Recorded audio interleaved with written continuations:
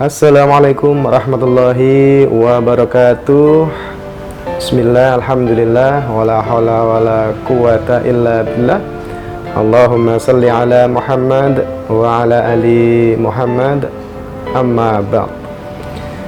Sahabat yang dirahmati Allah dan para pendekar di seluruh Nusantara, ketemu lagi dengan channel Pendekar Langit Official. Jangan lupa subscribe, like, komen, dan share channel ini, karena kita punya mimpi besar. Nanti insya Allah mudah-mudahan Allah mengizinkan, dari channel ini kita akan mendirikan klinik rehabilitasi pendekar langit.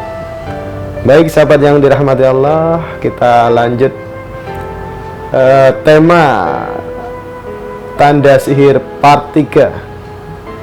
Jadi part 1 dan part 2 sudah kita jelaskan di video sebelumnya. Jangan lupa sahabat untuk menonton video part 1 dan part 2. Part 1 saya menjelaskan tentang tanda sihir awal-awal, yaitu adanya media sihir yang ditabur, kemudian ada suara ledakan, kemudian banyak tikus di rumah dan hewan fasik lainnya, kemudian suasana rumah menjadi berbeda. Nah, sekarang part 3 kita akan menjelaskan tanda sihir part 3 bersama istri saya. Bersama istri saya yang dia juga mengalaminya, yaitu part 3 kita akan membahas mimpi tanda-tanda sihir. Jadi setelah kedatangan tikus yang luar biasa banyak, suasana rumah berbeda, kemudian kita setiap hari dibombardir dengan mimpi-mimpi yang buruk. Nah, untuk penjelasan atau untuk sharing yang pertama, nanti kita akan coba dengarkan apa yang dialami oleh istri saya, mimpinya apa saja. Sahabat, silahkan untuk menonton dari awal sampai akhir. Ya, jadi dulu setelah kita kedatangan tikus, ada ledakan dan lain sebagainya, kan terus mimpi buruk ya. Hampir setiap malam mimpi buruk. Nah, sekarang giliran dirimu menceritakan mimpi yang dialami apa saja. Dulu mimpi apa aja dulu? Yang pertama ular. Jadi didatengin ular gede-gede, bermacam-macam bentuknya, dan itu sering sekali saya. Cuma karena nggak paham, jadi ya diabaikan begitu ya. Warnanya apa? Ularnya apa aja sih? Seringnya warnanya hitam polos gitu, sama putih hitam polos. Dan putih. itu dari sekian banyak mimpi itu berbagai macam bentuk ular. Ada yang pendek, kemudian apa namanya itu ya, kalau ular itu kan rata-rata panjang ya, kalau ini ularnya pendek kayak lele. Ularnya pendek, terus ekor sama kepalanya bingung bedainnya ya. Jadi kayak Apa bahasa ya? Jawanya buntek, apa namanya itu? Buntut ya.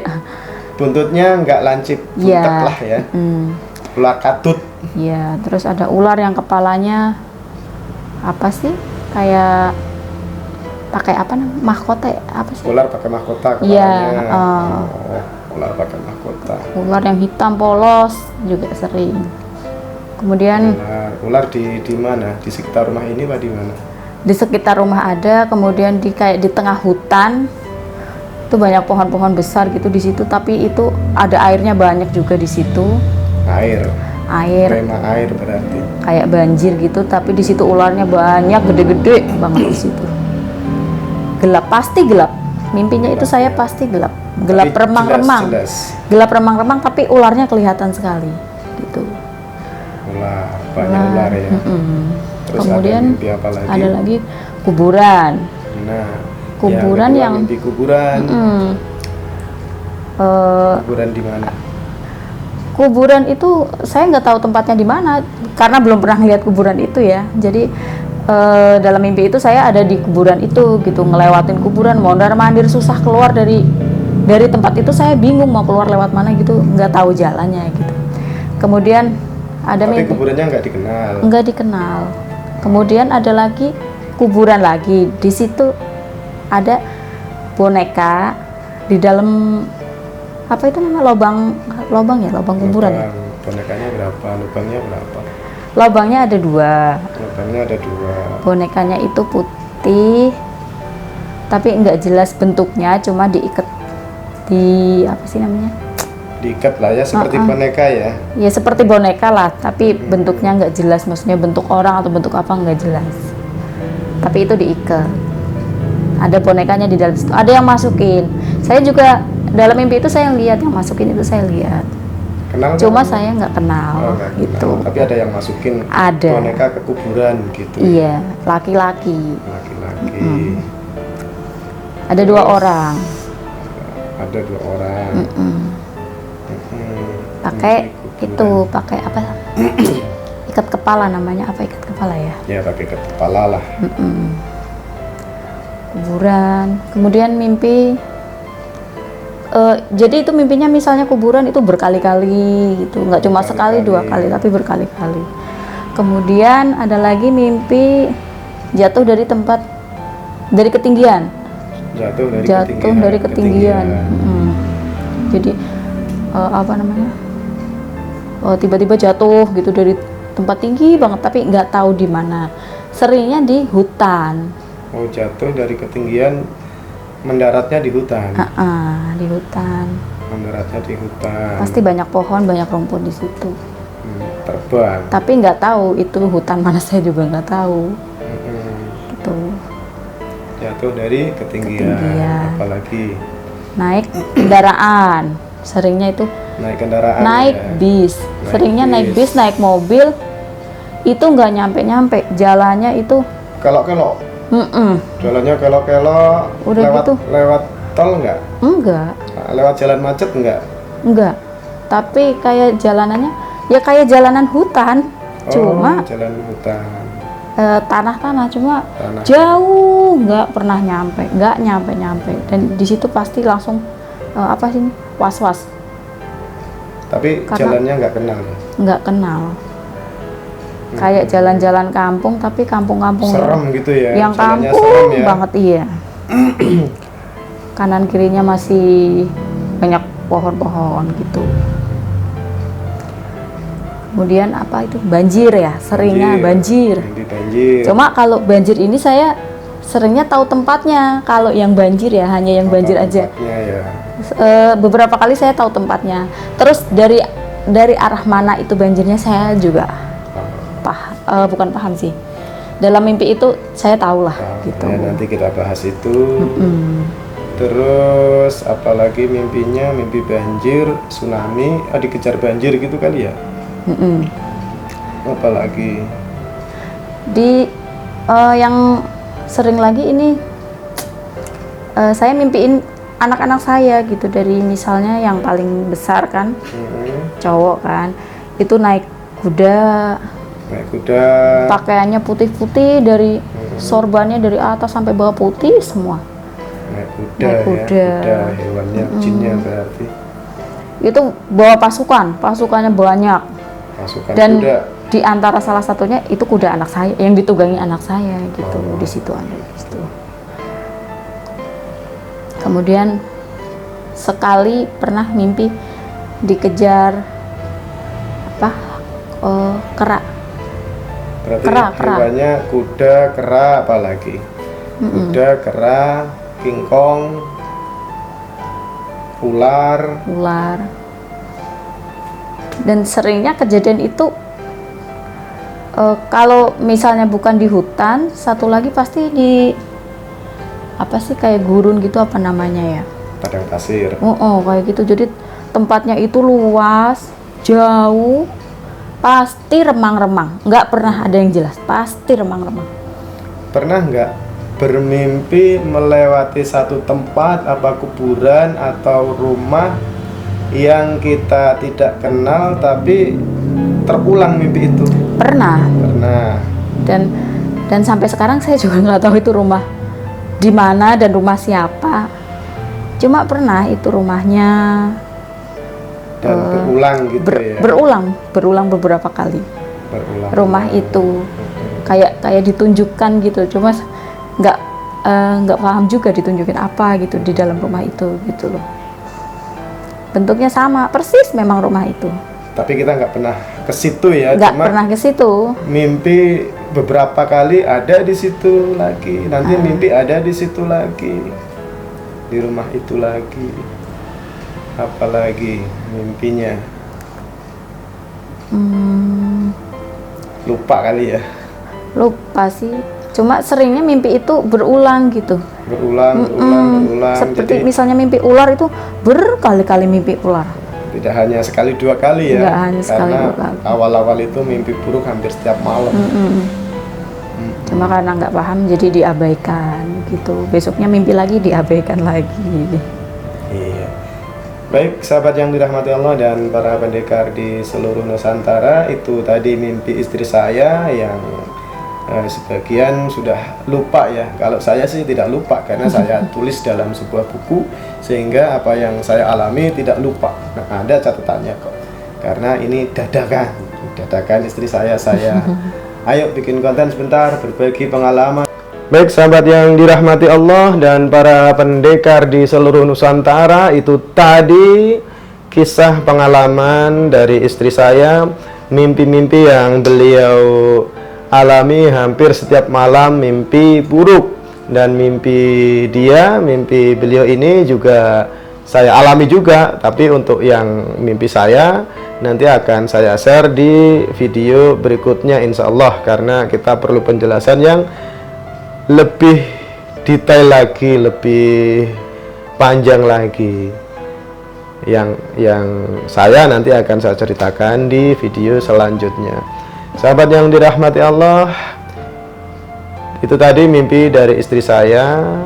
Saya tadi lupa apakah beliau ini mengalami tindihan atau tidak, rep-repan atau tidak. Maka kali ini saya akan menceritakan pengalaman saya. Jadi begini kronologisnya sahabat semua biar paham.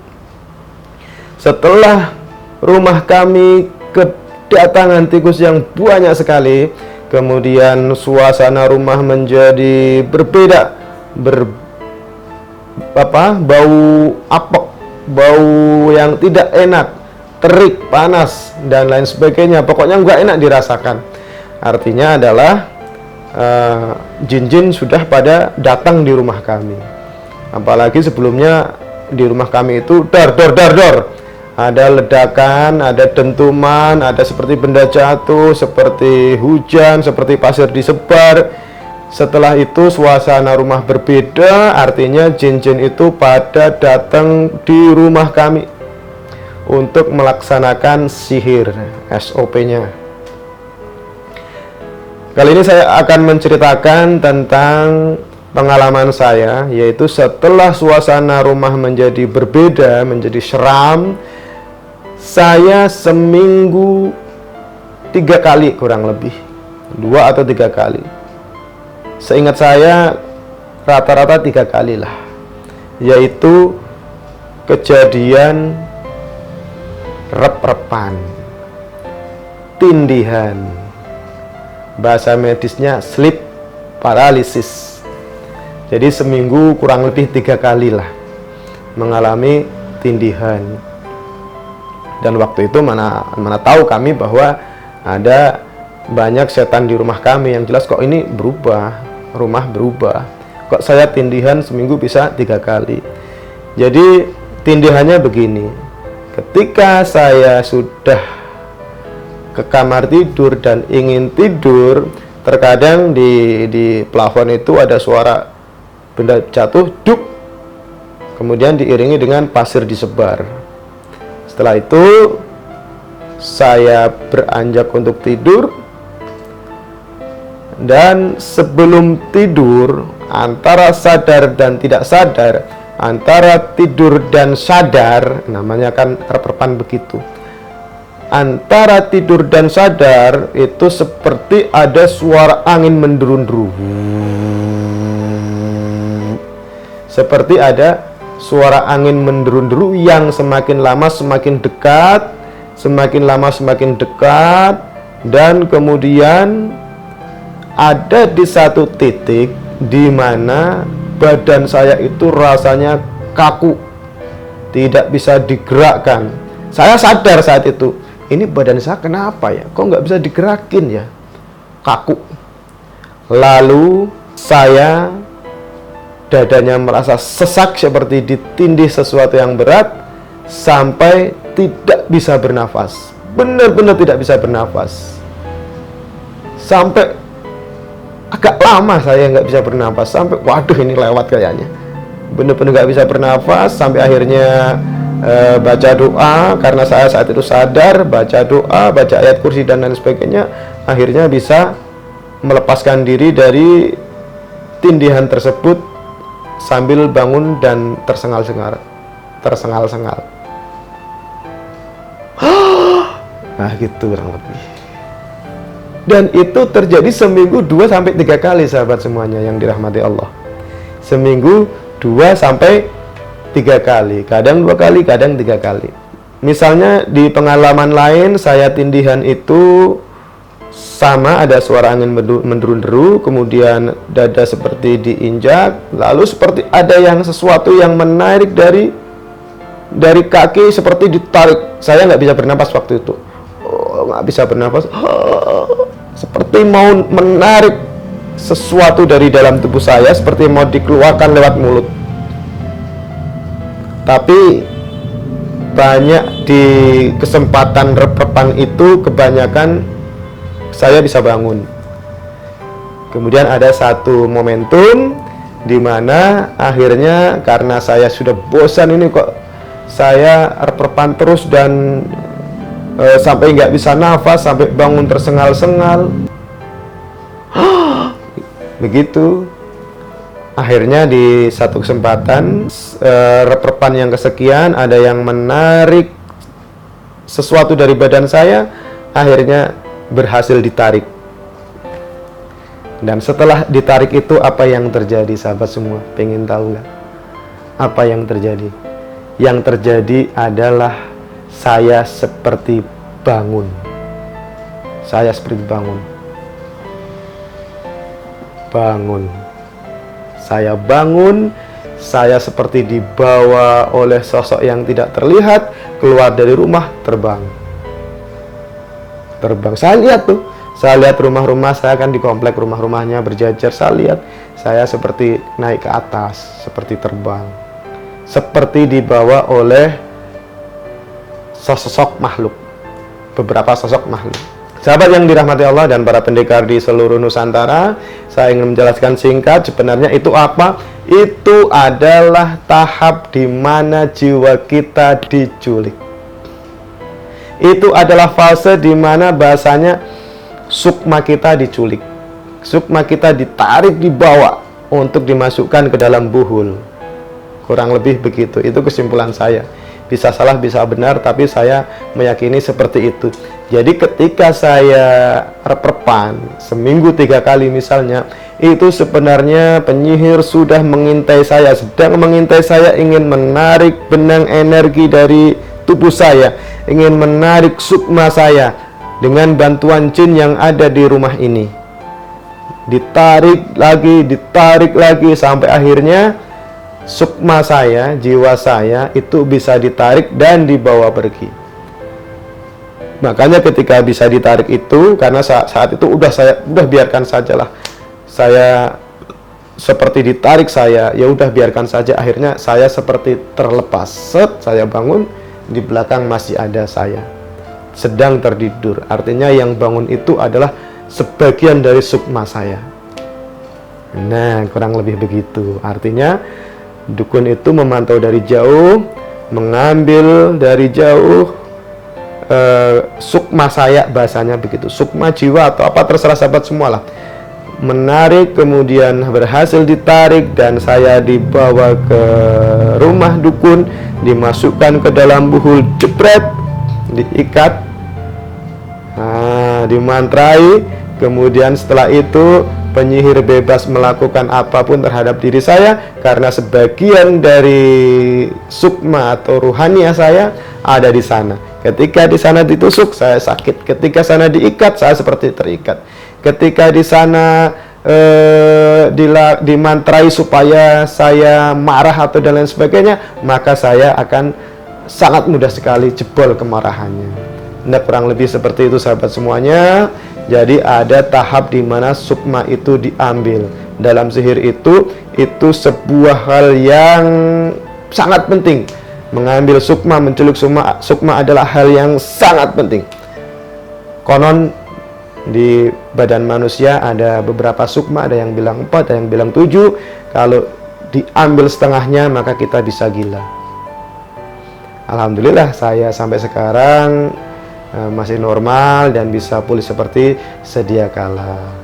Sahabat yang dirahmati Allah dan para pendekar di seluruh Indonesia, itulah testimoni kami tentang tanda sihir part 3, yaitu mimpi sebagai tanda sihir yang diceritakan oleh istri saya, dan juga tentang sukma yang diculik. Kurang lebihnya mohon maaf. Billahi taufiq wal hidayah. Wassalamualaikum warahmatullahi wabarakatuh. Subscribe.